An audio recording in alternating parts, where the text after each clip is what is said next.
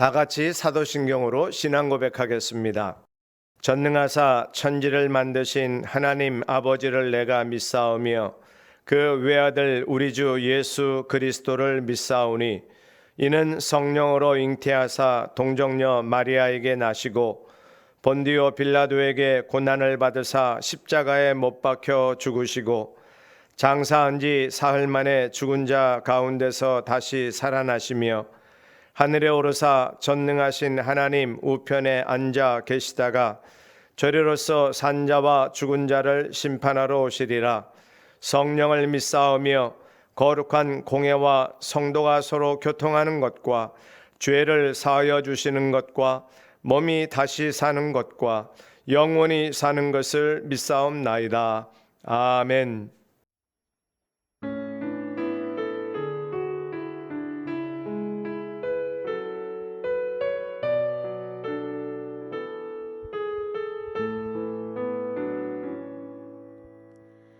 이 시간 너의 맘속에 하나님 사랑이 가득하기를 진심으로 기도해 간절히 소망해 하나님 사랑 가득하기를. 하나님은 너를 사랑해 얼마나 너를 사랑하시는지 너를 위해 저 별을 만들고 세상을 만들고 아들을 보냈네. 오래전부터 널 위해 준비된 하나님의 크신 사랑 너의 가는 길 주의 사랑 가득하기를 축복해.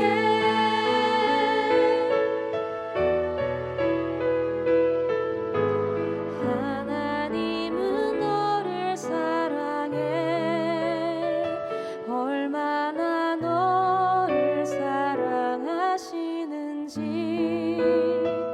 너를 위해 저 별을 만들고 세상을 만들고 아들을 보냈네.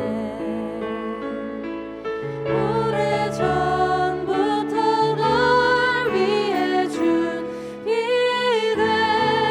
하나님의 크신 사랑 너의 가는 길 주의 사랑 가득하기를 축복해.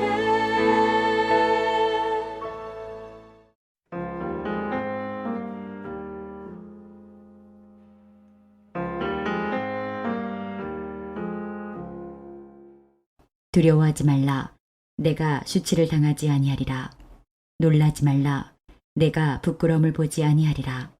내가 내 젊었을 때의 수치를 잊겠고 과부 때의 치욕을 다시 기억함이 없으리니 이는 너를 지으신 이가 내 남편이시라. 그의 이름은 만군의 여호와이시며 내 구속자는 이스라엘의 거룩한 이시라. 그는 온 땅의 하나님이라 일컬음을 받으실 것이라. 여호와께서 너를 부르시되 마치 버림을 받아 마음에 근심하는 아내 곧 어릴 때에 아내가 되었다가 버림을 받은 자에게 함과 같이 하실 것임이라. 내 하나님께서 말씀하셨느니라. 내가 잠시 너를 버렸으나 큰 궁율로 너를 모을 것이요 내가 넘치는 진노로 내 얼굴을 내게서 잠시 가렸으나 영원한 자비로 너를 긍휼히 여기리라. 내 구속자 여호와께서 말씀하셨느니라. 이는 내게 노아의 홍수와 같도다. 내가 다시는 노아의 홍수로 땅 위에 범람하지 못하게 하리라. 맹세한 것 같이 내가 내게 노하지 아니하며 너를 책망하지 아니하기로 맹세하였노니 산들이 떠나며 언덕들은 옮겨질지라도 나의 자비는 내게서 떠나지 아니하며 나의 화평의 언약은 흔들리지 아니하리라. 너를 긍휼히 여기시는 여호와께서 말씀하셨느니라. 우리를 힘들게 하는 여러 가지 상황들이 있습니다. 이해할 수 없는 형편들, 점점 꼬여만 가는 상황들을 만나면 우리는 이런 권면을 하기도 하고 또 그 권면을 받아들이기도 합니다. 신앙으로 이겨야 한다. 믿음 생활로 극복할 수 있다. 맞는 말입니다. 근데 그러한 신앙, 믿음 생활이라는 게 무엇일까? 신앙의 기초가 있습니다. 어떤 상황을 만나든지 우리가 넉넉히 이겨낼 수 있는 믿음의 길이라고 할까요? 아니면 분명한 신앙의 가치관이라고 할까요? 아니면 약속의 말씀이라고도 설명할 수 있습니다. 오늘 그 여러 가지 나의 신앙의 밑거름이 되고 있는 신앙의 기초에 그 한 가지 가지를 오늘 말씀에서 찾을 수 있습니다. 8절 말씀을 근거로 나누고 싶은데요.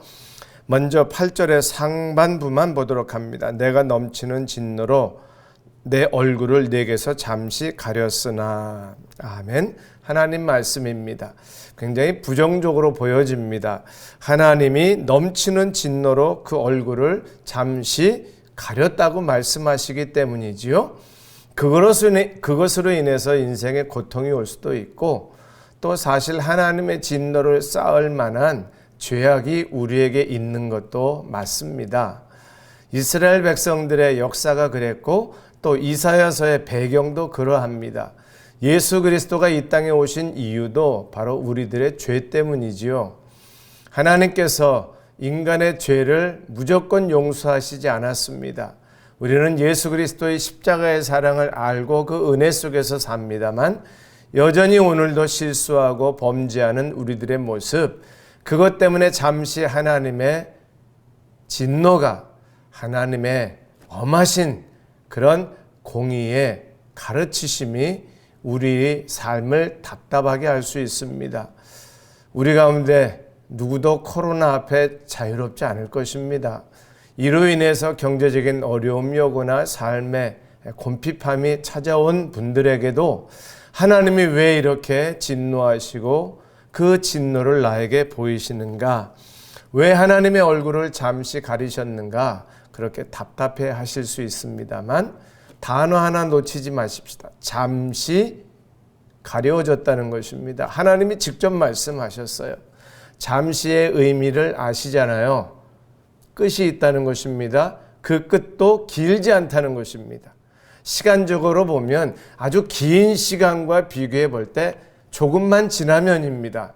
마치 추위도 더위도 잠시 춥다가 잠시 덥다가 또 따뜻한 바람이 시원한 바람이 불어오듯이 하나님의 진노는 잠시라는 이 표현 속에 우리의 고통도 우리 인생의 역경과 어려움들도 잠시 지나가는 하나님의 진노로 하나님의 얼굴이 가리워진 것 같은 그러한 영적인 고난과 육신의 삶의 어려움을 믿음의 시선으로 극복할 수 있기를 바랍니다. 그 이후에 약속된 말씀이 있지 않습니까? 8절 하반부인데요. 영원한 자비로 너를 긍휼히 여기리라. 아멘. 잠시 하나님의 진노가 있었다면 이제는 영원한 자비로 사랑으로 긍휼로 너와 함께 하겠다는 약속의 말씀입니다. 오늘을 바라보는 오늘의 답답한 현실을 바라볼 수 있는 영적인 신앙의 기초로 초석으로 이 말씀을 삼을 수 있기를 바랍니다. 우리의 실수로 죄로 말미암아 진노하시는 하나님의 손길을 느꼈다 할지라도 그것은 잠시일 뿐이요 영원한 십자가의 사랑이 변치 않는 하나님의 사랑이 우리를 붙잡고 있음을 오늘 말씀을 통해서 다시 확인해야 할 것입니다. 어려운 시간들 우리 모두가 다 감당하고 있습니다. 참 무더운 시간들이지요. 전기료가 아까워서 에어컨도 켜지 못하고 어떤 분들은 에어컨 자체가 없는 분도 있어 참 마음이 아프기도 합니다. 또 그것으로 인해서 육체적인 고통도 있을 뿐만 아니라 여러 가지 상황 속에서 재정적인 압박도 있고 미래에 대한 불투명하고 부동산 가격이라든지 취직의 문제라든지 필요한 모든 재정의 공급이 없어서 답답하고 힘들어하는 삶의 팍팍한 현실 속에서도 이러한 모든 삶의 상황에서 빼앗기지 않는 분명한 우리의 신앙의 기초는 하나님의 긍휼하심이 영원하신 사랑이 변치 않도록 우리와 함께 하시고 붙잡고 계시다는 사실입니다. 10절 말씀으로 마무리할게요. 산들이 떠나며 언덕들은 옮겨질지라도 나의 자비는 내게서 떠나지 아니하며 나의 화평의 언약은 흔들리지 아니하리라. 너를 긍휼히 여기시는 여호와께서 말씀하셨느니라. 아멘. 나를 사랑하시고 긍휼히 여기시는 하나님이 말씀하셨습니다. 산들이 떠나고 언덕들이 옮겨진다. 불가능한 일이죠. 이런 일을 우리는 한 번도 경험하지 않을 것입니다.